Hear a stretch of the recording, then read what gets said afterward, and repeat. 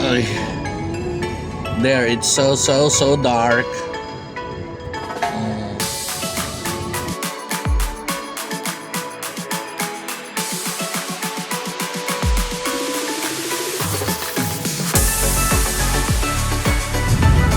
We can't get out of this place na napasukan ni Plong. No. Instead turning left, she turned right. Hi, we're finally at our camp. Okay.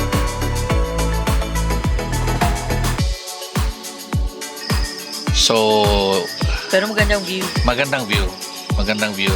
Tapos, yun lang talaga. Magandang lugar, wala lang lugar para sa car camping.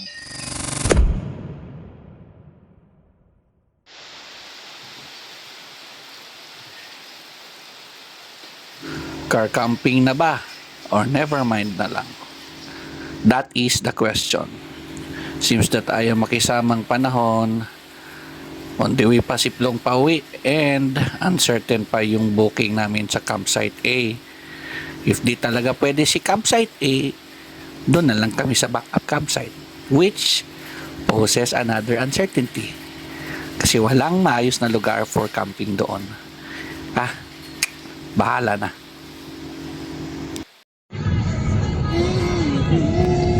Ay, there, it's so dark.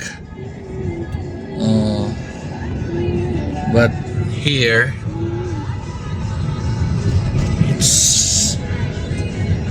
there's a light at the end of the road.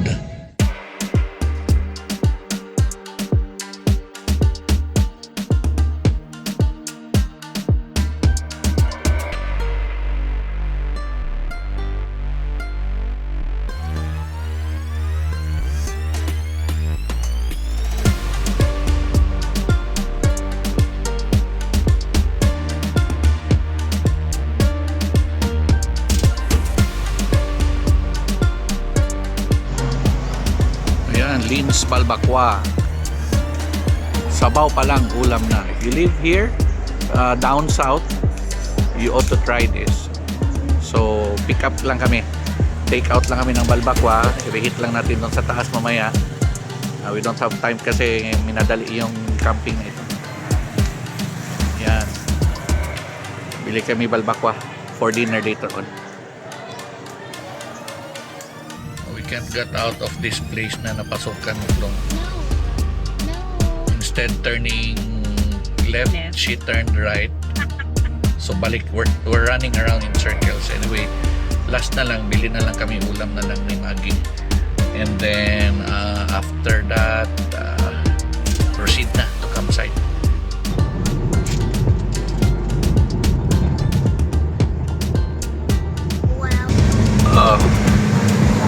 Hindi na kami nag-aircon kasi malamig na.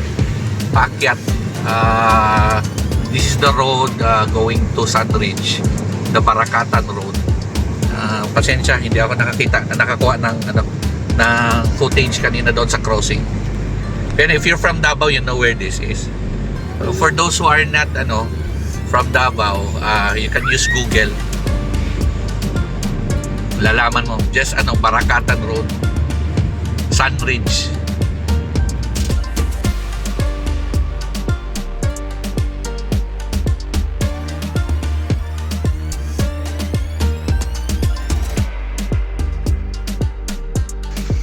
Hi. Hi, we're finally at our camp. Okay. Oh, finally here.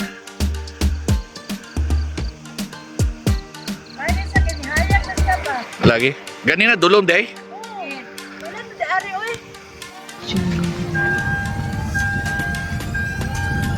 Slowly pa na yun.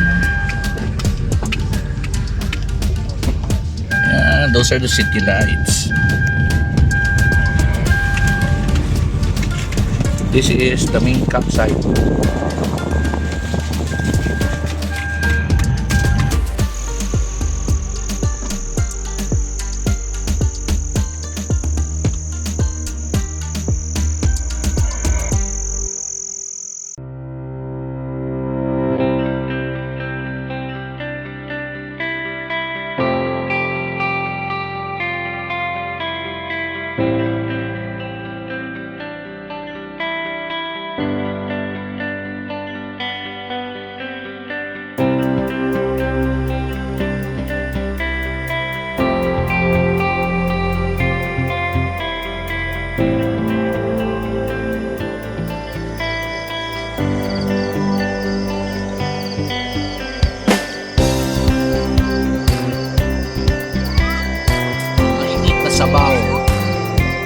sa malamig na gabi.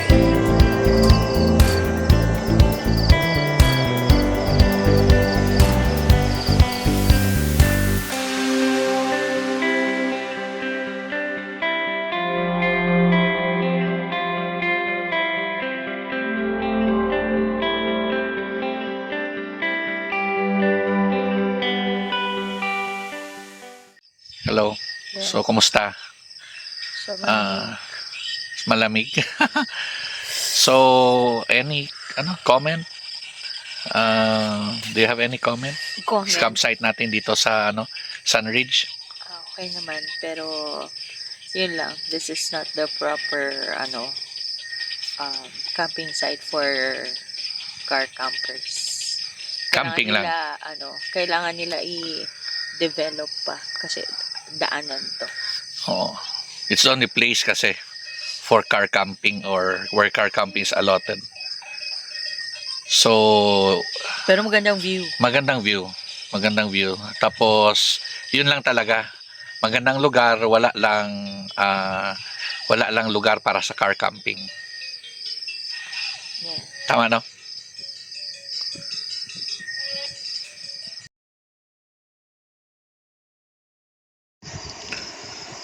It's 11 p.m. New configuration ng tent. Close na namin yung we closed tent. We check on it. Wala na. Para depends sa lamig, and then at the same time sa wind and other elements, and let's say privacy na rin. So it's past 11 here in campsite. Obviously ako na lang natira dito, and everybody's sleeping. It's very chilly, very cold. I have to wake up early tomorrow morning, 8 o'clock. Before 8 o'clock, because yun ang check-out time dito sa campsite. We're deciding if ever we'll have breakfast here or baka sa bahay na siguro. Depende. Anyway, just for now, signing off.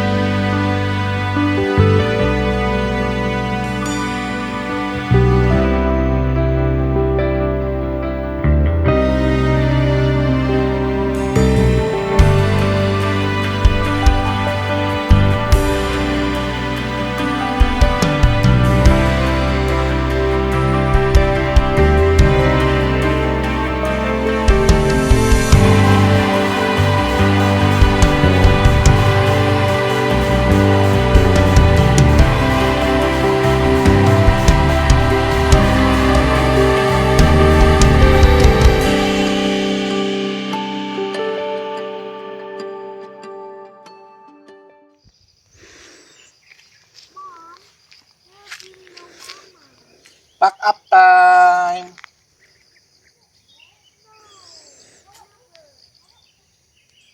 Maggie is so sad. We're going home.